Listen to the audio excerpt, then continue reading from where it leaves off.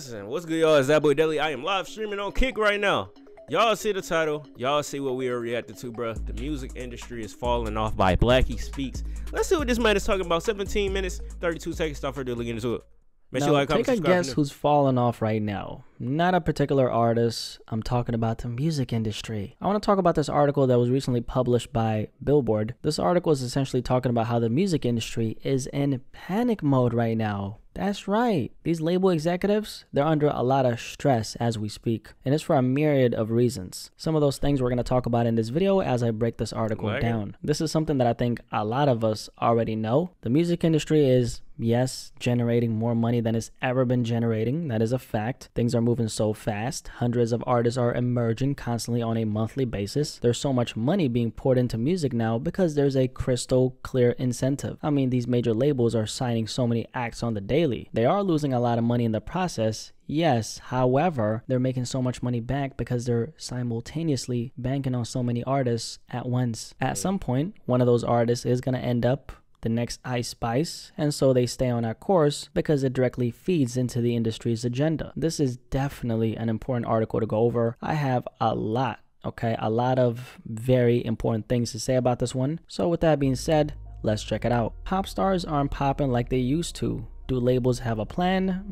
No, they don't have a plan, and I'll tell you why. At a time when executives agree it's harder to create superstars, the music industry may need to change how it views a win. So let me give you some insight into that sentence right there. The reason why it's harder to create superstars is because the music industry's focus isn't to create superstars. Their MO is to discover stars that already have some type of foundation, i.e., they've managed to garner some type of success without the help of the music industry. No matter what your potential might look like from the outside, if you don't have anything tangible like a decent accumulation of streams, they're not going to look your way. You're irrelevant to them because there's too big of a risk involved in investing into you. The last thing they're going to bank on is someone's potential because there's just so much at stake. They, however, will bank on someone who's shown the marketplace that their model works. So it's not necessarily that it's harder to create superstars, it's that they're just not giving the artists who have a chance at becoming superstars enough time to develop into one. The article continues and says, what does it mean to break an artist? It's a question that has plagued the music industry in recent months. If a singer has billions of streams but walks down the street unrecognized, have they broken? Is a lone billion stream single enough? Or is a second hit required as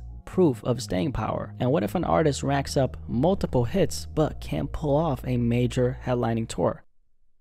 Let's just put it like this. I would rather be the artist who actually has a foundation and has somewhat of a fan base enough to the point where I could live off of music instead of an artist who's quote unquote broken but doesn't have a solid foundation and doesn't have an audience who's bought into their brand and identity. One of the biggest flaws in the music industry right now is they're so focused on propping up artists in order to make them seem like they're bigger than they actually are. And the consequence of that is what we're seeing right now. A bunch of superstars who aren't standing on anything except for the infrastructure that they've been given by the label. Meanwhile, they've barely been developed as artists. They don't have an actual fan base who flock to them for their uniqueness. They do, however, have a bunch of followers, a bunch of streams, and a bunch of endorsement deals that they've acquired through being a signed act. So literally, that's literally it, bro. These niggas get signed and their views get faked. It's just that simple. Oh, without the infrastructure, them views and them streams get, they get botted up. The label is offering. We've seen exactly it are they in standing recent on times, by themselves? literally this year. And I'm realizing now that most artists would rather be recognized than paid well. And I'm saying that because signing to a record label in a lot of ways is actually an oxymoron if you've built a decent foundation. Because the bottom line is, if you're willing to navigate through the industry as an independent artist who, let's say, has enough fans to not clock into a regular 9-to-5, you're actually going to get a bigger bang for your buck in the long run if you stay independent, unless you want to try shooting for the stars in the next coming 3 to 4 years. In that case, signing to a record label wouldn't be such a bad idea, and honestly is kind of necessary if you want to shoot for the stars, because they will help you become more famous. That's one of the biggest advantages of signing. That's the reason why more often than not, when you start to hear an artist's name, by that point 9 times out of 10 they've already signed to a major label. Regarding what they precisely said on the article, if a singer has billions of streams but walks down the street unrecognized, have they broken? See, I don't think breaking an artist should necessarily be the focus focal point. I think developing an artist, however, should be the focal point. Yes. Because by the time this artist has broken, the goal should be we want them to be able to stand on their own power. You can't stand on your own power if you haven't been developed into a product that has the ability to do that. The article continues and says, the consensus among label executives is that the last pop artist to break big was Olivia Rodrigo, who had 4 top 10 Billboard Hot 100 hits during 2021 and debuted at number 1 on the chart with Vampire in July 2023. It's a track record they say that today makes her seem like a unicorn. Nobody knows how to break music right now, one senior executive laments. I think they're all lost. There's a need and desire for new artists that have real substance. Artists that are more than just a song that we can really lean into. Buy concert tickets, buy merchandise, says Jay Irving, a manager and founder of the artist services and distribution company Human Resources. Each person I talk to in the industry is more depressed about this than the person I talked to before them, says another manager. Now this part is really interesting. First of all, they mentioned Olivia Rodrigo, who's a huge success in the music industry right now. She's literally one of the biggest stars in the industry right now. She recently got a #1 record with a song called Vampire. It's kind of catchy. I get why it's #1. Now, I don't know too much about Olivia Rodrigo's story, but I do know that one of the reasons why she's an anomaly is because she has an extremely strong brand and identity. Olivia Rodrigo honestly looks like one of my neighbors. She literally looks like the typical girl next door. And one thing about being an ultra successful artist in the mainstream is you gotta have at least one thing that makes you stick out from the bunch. Her brand is very refined and particular to the kind of person she appears to be in real life. She looks very authentic and is ultra talented on top of that. It's obviously not every day you see a case like her, and I think she's a great example of how powerful leaning into your own uniqueness as an artist can be. For Olivia Rodrigo, I can tell it's not just about the music. Every aspect of the umbrella that falls under an artist's brand has to connect, and that seems to be the case for her. Aside from that, they mentioned something else that was really interesting, and that was the part about how there's a need for new artists that have real substance and artists that are more than just a song. There's a need for artists like that, but all these labels care about is, okay, we're gonna sign this dude. If he pop off and he get big, we gotta find somebody else to take his role because he gonna get old anyway. So we need to find somebody else that can live up to that hype. You see what I'm saying? So that's literally all they care about. But this is the reason I react to underground artists right here.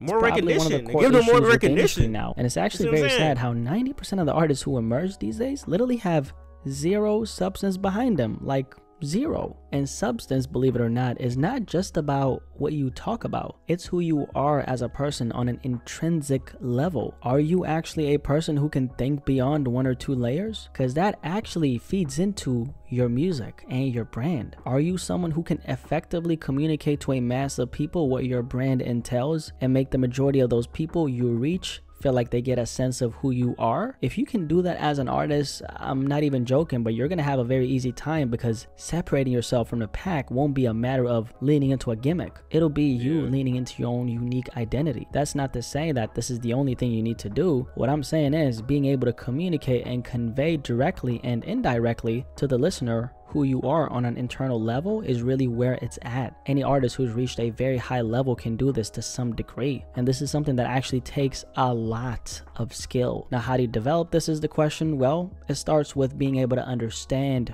yourself. Before you try to understand and reach people and listeners, you got to be able to reach and understand yourself first, because ultimately people connect with things they feel like understands or represents them. And so, do you understand yourself? The other side of this is that the industry is so superficial now, to the point where they don't know what to do with an artist who actually has a little bit of substance in him. Now, they claim that they want more of these types of artists, but there's not a lot of funds at all being allocated towards these types of artists. They spend more of their budget on TikTok stars now than genuine stars with a lot of potential, because those actual stars haven't proven themselves to work in a marketplace which prioritizes TikTok clout rather than actual talent. Everything is so backwards now, and speaking of what they said later on, each person I talk to in the industry is more depressed about it. So these label executives are literally panicking as we speak, because they know that how the industry is being operated right now isn't a good, long-lasting strategy. It's far from everlasting, and it's quite honestly fumbling in front of their eyes. I could see this coming from a mile away. I mean, it's not hard to pinpoint where they're going wrong. Their priorities are all messed up.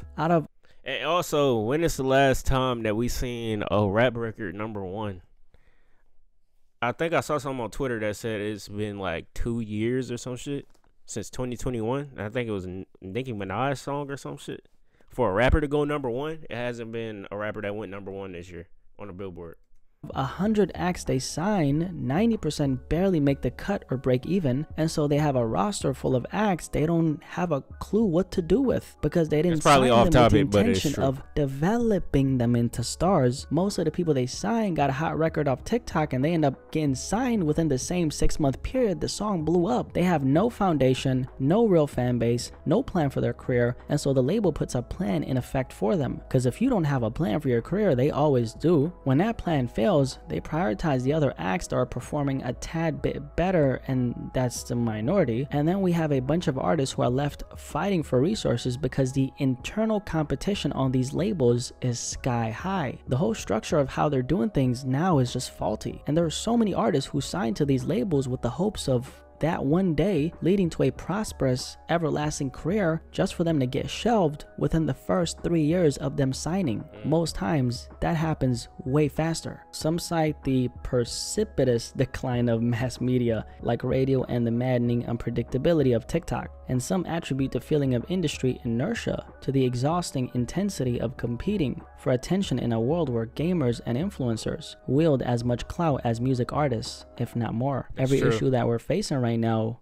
comes down to oversaturation, Bourne says. People are just buried in content. On this next part, the article says, in addition to those factors, executives say, a hit doesn't mean what it used to. It's common to hear grumbles about young acts who have hundreds of millions of plays of a single but can't fill a small room for a live performance. It's easier today for folks to be passive fans, Irving says. That's a fact, by the way. For you to consider yourself really broken, people need to care about you beyond the song. That's a great point. Where's the connectivity? Are people really dialed in a deeper way? Another great point. In addition, both major labels and streaming services are increasingly focused on identifying superfans and finding new ways to extract money from them. And by the way, did you catch that? They're trying to find new ways to extract money from them. The industry being so money motivated now is exactly the thing that's absolutely killed the art. But anyway, I just want to bring that up. Let me continue. If these efforts are effective, the industry will be unable to avoid the reality that these artists with small but passionate followings may generate more business than those with wide,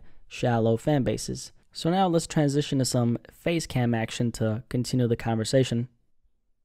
So here we have the music industry executives. I forgot this nigga started showing his face. What the fuck? Acknowledging that they gotta come to grips with the fact that this man been making videos for years and just not showing his face. It's far from productive and ideal. I think there's a lot of artists who are also... Imagine hitting 1 million subscribers without showing your face, bro.